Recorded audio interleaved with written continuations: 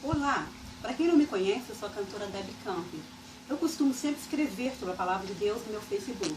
Dessa vez eu resolvi gravar uma mensagem interessante que fala sobre o povo de Deus lá na terra do Egito. Conta a história interessante, mas que o povo de Deus ficou 400 anos escravos lá no Egito.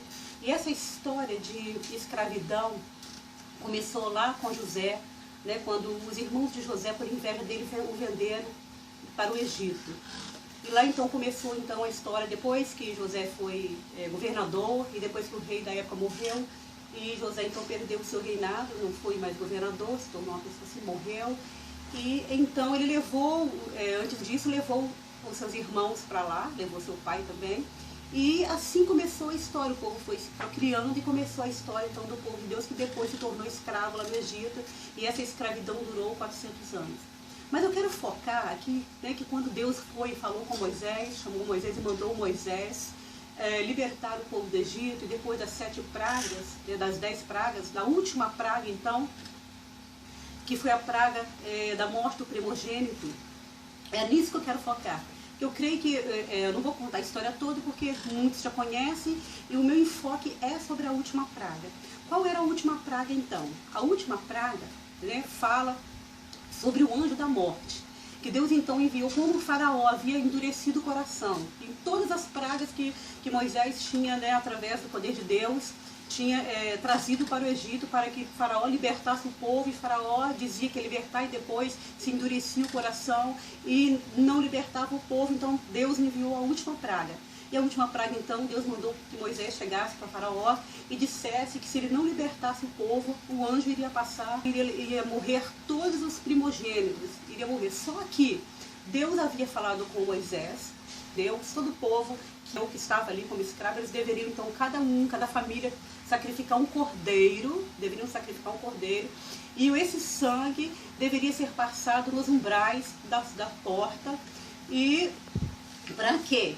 Para que o anjo, quando chegasse para levar todos os primogênitos, onde ele visse aquele sangue do cordeiro que foi sacrificado, ele então ia passar por cima, e ele não iria então levar o primogênito. Então essa criança, esse filho, esse primogênito, mesmo que fosse adulto, mas que fosse primogênito, seria então livre, estaria a salvo por causa do sangue que foi derramado de um cordeiro. E esse cordeiro deveria ser um cordeiro sem mancha nenhuma, sem nenhum defeito, deveria ser um cordeiro perfeito.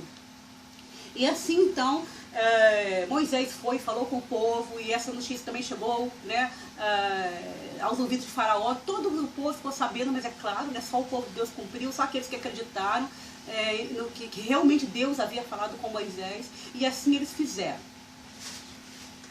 E então, quando chegou o dia, né, o 14º dia, em que o anjo iria passar, ele passou, e aonde foi achado então, nos umbrais da porta, né, o umbral da porta é o marco que a gente conhece hoje, onde estava ali por cima o sangue do cordeiro que foi derramado, que foi passado. Então o anjo passou por cima, e ali então o sangue do cordeiro salvou aquelas pessoas, aqueles primogênitos.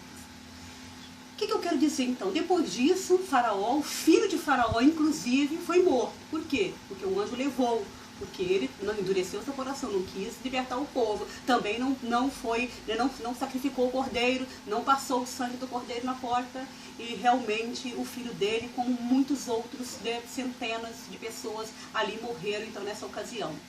E depois então eles foram libertos por causa disso, e eles celebraram então essa primeira Páscoa, começou sendo celebrada ali. Por quê? Porque foi o salvamento, o livramento do povo de Deus, então do primogênito de Deus por causa do cordeiro. Mas eu quero chamar a atenção para quê? Porque muitos anos depois, centenas de anos depois, né, por ocasião de Jesus, quando Jesus nasceu, e numa sexta-feira, quando Jesus morreu, foi levado ao Calvário, que ele foi morto ali como cordeiro. Eu quero dizer que quando lá na Páscoa, lá na primeira Páscoa que celebraram a Páscoa, lá no Egito, quando celebraram aquela Páscoa que foi o livramento do povo de Deus e a libertação do povo de Deus, Jesus estava sendo representado naquele cordeiro sem mancha, sem mácula nenhuma ali. Por quê? Porque Deus, lá em Adão e Eva, quando Deus condenou Adão e Eva e toda a sua descendência à maldição eterna, condenou-os à morte eterna por causa da desobediência, porque desobedeceram a Deus, eles deveriam morrer, estavam condenados ao inferno, à separação total de Deus. Deus então proveu o cordeiro. Lá em Abraão, quando Deus chegou para Abraão e pediu para que Abraão sacrificasse seu único filho, que ele queria o seu filho como sacrifício, que Abraão levou o seu filho Isaque até as montanhas e chegou lá, levou a lenha, levou tudo, mas não levou o cordeiro, porque o cordeiro era o filho de Abraão, o único filho que Deus tinha dado, e que dessa descendência que Deus tinha prometido que de Isaque, que era o filho de Abraão, sairia uma grande descendência, que ninguém contaria essa descendência de Isaque, filho de Abraão. E quando Deus pede que ele sacrifique aquele cordeiro, o seu filho como cordeiro, Abraão pela fé foi e levou o seu filho, mas na última hora Deus foi e providenciou um outro cordeiro, sem mancha, sem mácula. Ou seja, Deus já estava ali nessa história de Abraão, dizendo que ele amava tanto o mundo, tantas pessoas, amava tanto a mim, tanto a você, que ele estaria providenciando um cordeiro sem mancha, sem mácula, seu único filho. Ele estava pedindo que Abraão entregasse o seu único filho, Isaque, o seu primogênito, o seu primogênito da promessa, filho da promessa que Deus deu a ele, que sacrificasse aquele filho, que seria o pai de uma grande nação.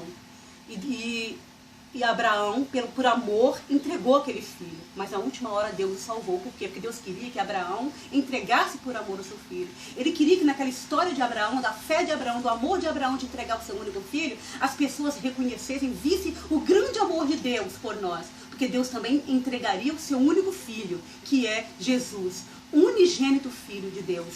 Então cá, quando Jesus nasceu,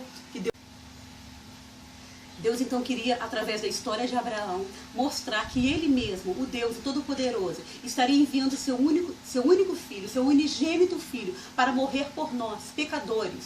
E Jesus era o único que Deus aceitaria como Cordeiro Santo, santo que serviria para pagar pelos nossos pecados. Por quê?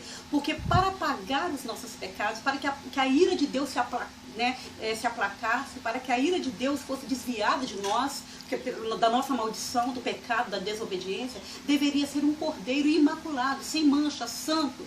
Então Jesus era esse cordeiro que Deus enviou. O seu único filho, que veio ao mundo e viveu sem pecado, já nasceu sem pecado, porque nasceu do Espírito Santo, e viveu sem pecado. Esse foi o cordeiro que Deus aceitou. E Jesus morreu na cruz para nos salvar.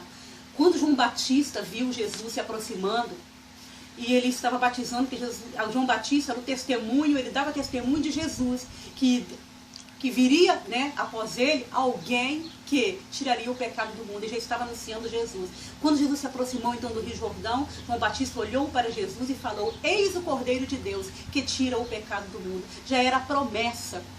Jesus então é o Cordeiro de Deus. Então o que isso tem a ver com o Egito?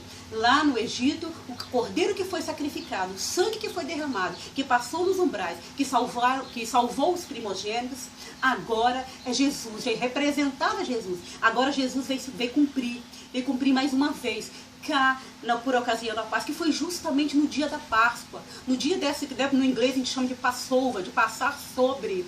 Quando o povo judeu estava comemorando exatamente nesse dia, essa festa, esse dia que lá no Egito o cordeiro foi passado, foi sacrificado e passado nas portas e salvou o primogênito, foi exatamente nesse dia que Jesus morreu. O povo estava lá, o povo judeu estava sacrificando vários cordeiros, porque todos os anos, nesta mesma ocasião, eles matavam cordeiros para festejar então esse dia de Pentecoste, esse dia então de Passover, da Páscoa, desculpa, Pentecoste não, de Páscoa. Então eles sacrificavam esse cordeiro e para festejar. E exatamente nesse mesmo momento que eles estavam festejando, que eles estavam matando o cordeiro, Jesus estava sendo morto nessa mesma sexta-feira. Então Jesus é o Cordeiro de Deus que tira o pecado do mundo. Jesus é o único Cordeiro que Deus aceita. É cheiro suave. É o sacrifício que Deus aceita no lugar dos seus pecados, para pagar pelos seus pecados, para pagar pelos meus pecados. Mas você tem que entender isso. Você tem que aceitar que Jesus pagou em seu lugar. Não importa o que você tenha feito. Não importa o que eu faço, o que eu tenha feito. Se eu me esconder atrás da cruz de Jesus, a ira de Deus vem sobre Jesus. E Nós somos livres do pecado. Nós somos...